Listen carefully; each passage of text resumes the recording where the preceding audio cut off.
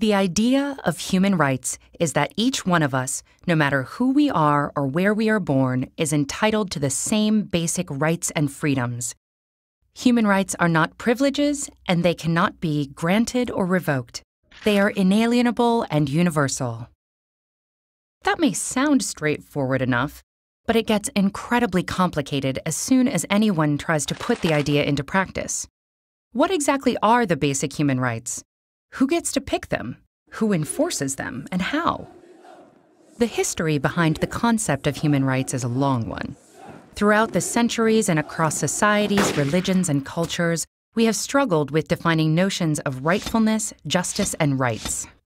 But one of the most modern affirmations of universal human rights emerged from the ruins of World War II with the creation of the United Nations.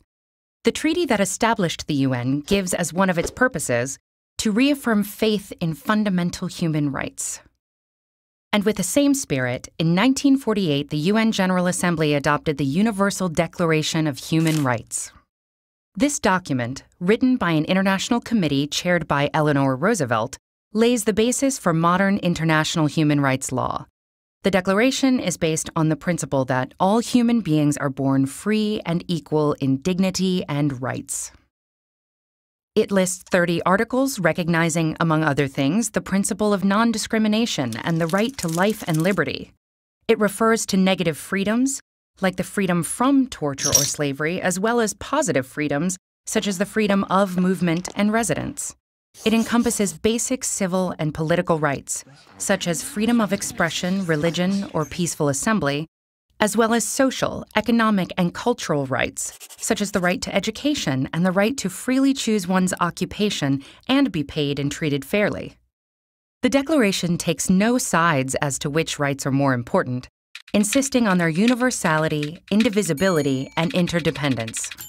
And in the past decades, international human rights law has grown, deepening and expanding our understanding of what human rights are and how to better protect them. So if these principles are so well developed, then why are human rights abused and ignored time and time again all over the world? The problem, in general, is that it is not at all easy to universally enforce these rights or to punish transgressors. The UDHR itself, despite being highly authoritative and respected, is a declaration, not a hard law. So when individual countries violate it, the mechanisms to address those violations are weak. For example, the main bodies within the UN in charge of protecting human rights mostly monitor and investigate violations, but they cannot force states to, say, change a policy or compensate a victim. That's why some critics say it's naive to consider human rights a given in a world where state interests wield so much power. Critics also question the universality of human rights and emphasize that their development has been heavily guided by a small number of mostly Western nations, to the detriment of inclusiveness. The result?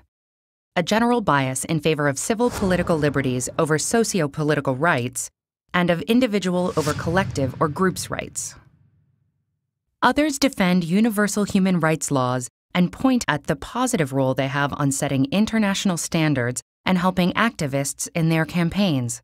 They also point out that not all international human rights instruments are powerless.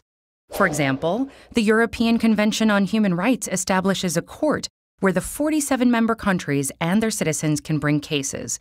The court issues binding decisions that each member state must comply with. Human rights law is constantly evolving, as are our views and definitions of what the basic human rights should be. For example, how basic or important is the right to democracy or to development? And as our lives are increasingly digital, should there be a right to access the internet? A right to digital privacy? What do you think?